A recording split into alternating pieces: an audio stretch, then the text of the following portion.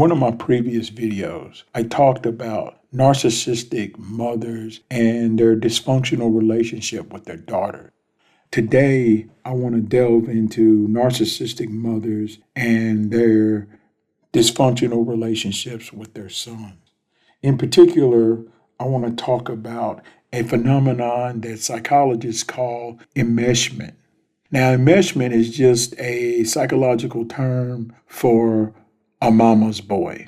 You see, narcissistic mothers are truly adept in emasculating their sons and turning them into mama's boys because the son in a narcissistic mother's world becomes her surrogate husband. And often this relationship isn't sexual, it isn't romantic per se, they don't get intimate, but in every other way, it is like a relationship with a man that she's dating. The son takes care of the mother. The son has to talk to the mother. He fulfills all the emotional needs the mother isn't getting from another man. And this relationship becomes truly damaging to the son because he's unable to form his own identity. And this type of relationship usually forms when the narcissist mother doesn't have the man in the life of the child, or the man has left for some reason, and the mother is unwilling to move on and form a new relationship with a different man. She just unloads all of that emotional trauma onto her son. Now, there are narcissist mothers who are completely opposite. They don't even spend any time with their son. They completely ignore their son, and their son is utterly meaningless to them. And they take all their children for granted.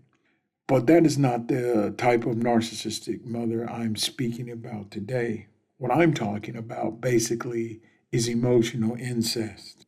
And though there's nothing physical taking place, this is still extremely damaging to the son. Mostly because when the son finally is able to break away from his mother and go out into the world and begin dating himself, he will most likely be attracted to other narcissistic women. And this spiral that he's been in his entire life will just continue to loop and loop and loop until he realizes that he's on this roller coaster of trauma bonding.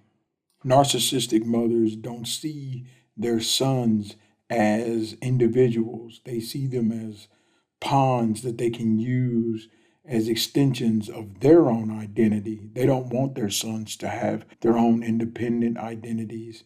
They are vital sources of narcissistic supply for them. The mother will want to always control her son in every aspect of his life. She becomes overly dependent upon him, and when he tries to move away, the mother will still try to control him and will find ways to keep him close to her. The son's identity will slowly break down, and he will just become a tool of his mother's. He will constantly prioritize his mother's needs over his own, and he will obsess over them. Whatever little thing she wants, he will try to provide. He will always seek her approval. He will always seek her opinion. If the son does find a decent relationship, the narcissist mother will interfere. She will do anything and everything in her power to drive this other woman away. The narcissist mother will say things to her son like, "I'm the only person that will ever love you. I'm the one that brought you into this world. I remember carrying you for 9 months. The pregnancy was so hard. Look at everything I've done for you. I sacrificed my whole life for you." Narcissist mothers are the drivers on the world's longest guilt trip. Her jealousy knows no bounds. The son cannot find happiness because his happiness is a threat. The trauma bond between a narcissist mother and her son is usually so strong that the only way to break it is for the son to go no contact and immediately go straight into therapy. Unfortunately, many sons never get to this point. They spend the rest of their lives living with their mothers, taking care of their mothers, staying home and never seeing the world. And when their mother inevitably dies, they're absolutely distraught because they are all alone. Sometimes they commit suicide, or they go on rampages, or they just disappear. I have a very good friend whose narcissistic mother controlled every aspect of his life and raised his sister to also control him. He finally was able to break away when she passed and now has gone on to have a very happy and fulfilling life and is married and traveling the world. But he was fortunate and he took control of his own life. If you are in this circumstance and you wish to get out, I would love to see your comments below. Therapy is a must. No contact is a must.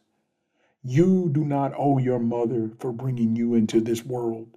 That is a lie that controlling parents tell us.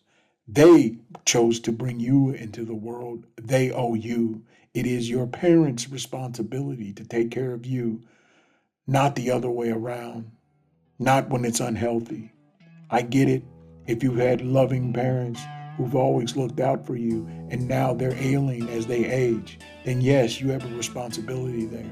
But if your parents have done nothing but traumatize you, hurt you, belittle you, control you, and otherwise make your life a living hell, well, you owe them nothing.